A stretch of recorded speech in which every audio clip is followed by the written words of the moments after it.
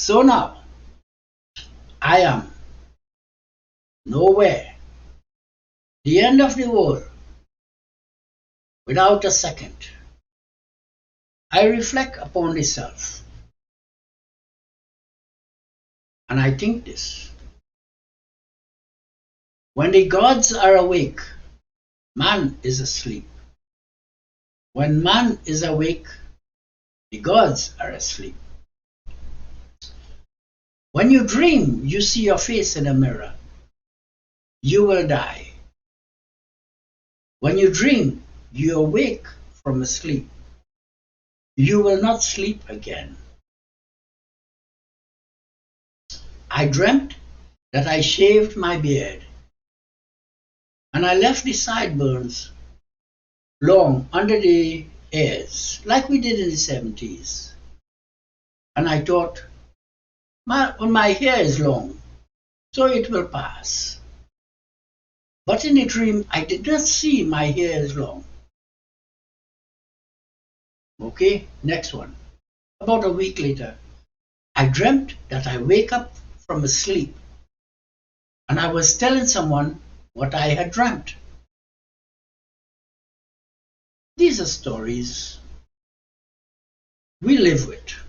Anyway, it is not enough to know the stories of the masters, not even to know the implications of the stories, but to have experienced the stories such that I might write it myself.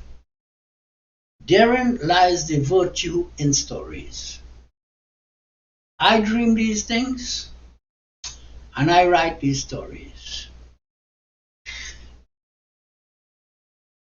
One story, well, more like a poem. 7 days in the mind of God.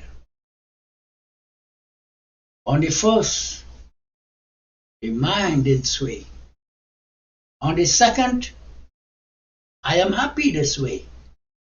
On the third, I remember the array. On the fourth, I wanted to stay. On the fifth, I went astray. On the sixth,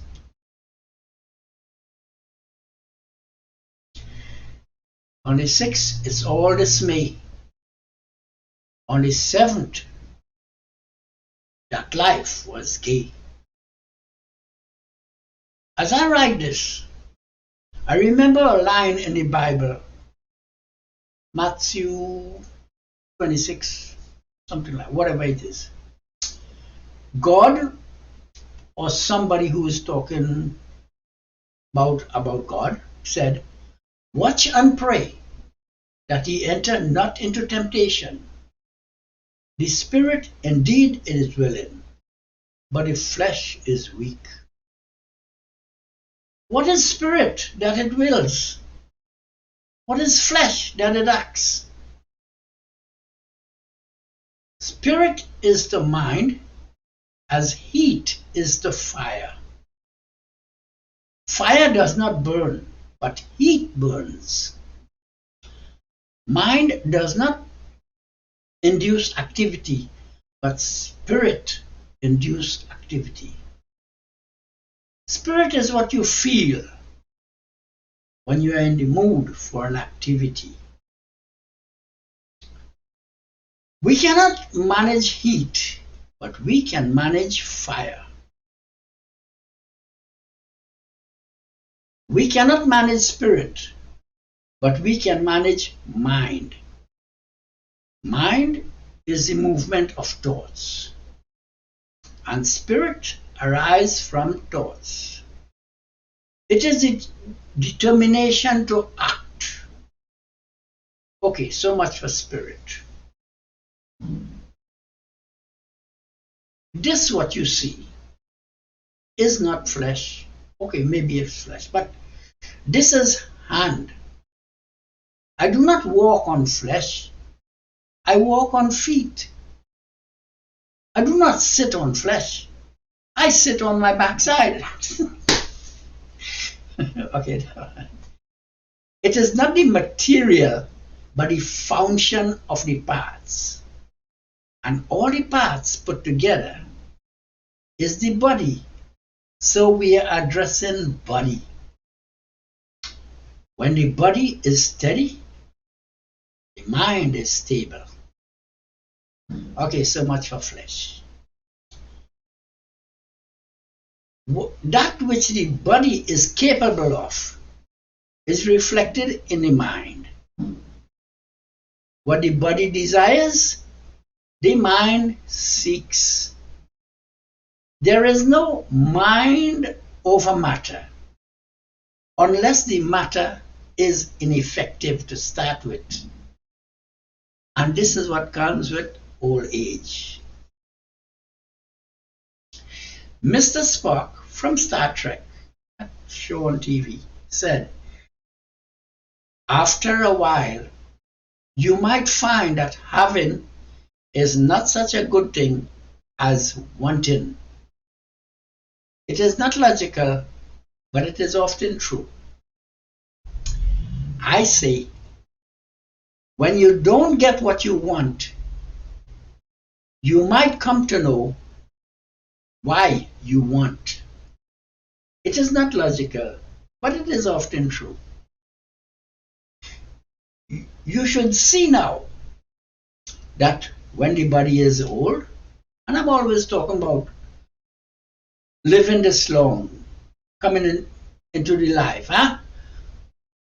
when the body is old, and all the things that come with being old, spirit, born of mind or thoughts, spirit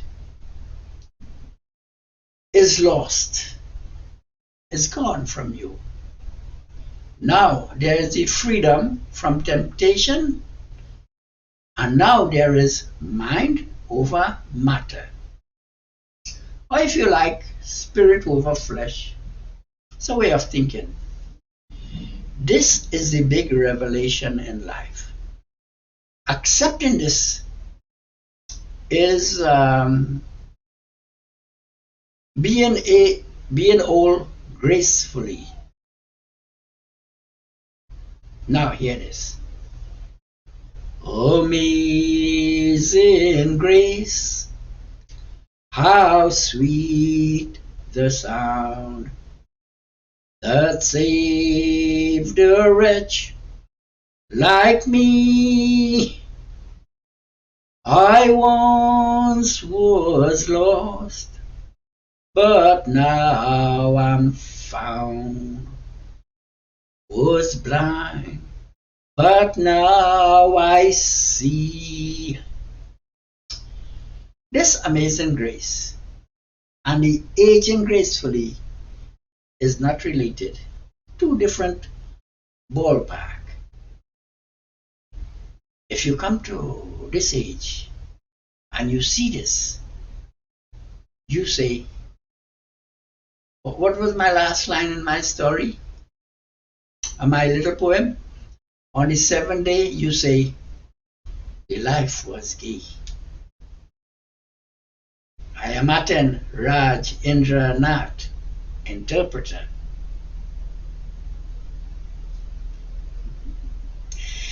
Doggy.